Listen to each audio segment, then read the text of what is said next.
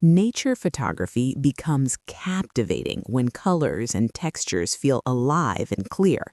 Today, how to create vibrant nature photography. Open Photoshop and create a canvas about 4,000 by 2,600 pixels at 300 dpi.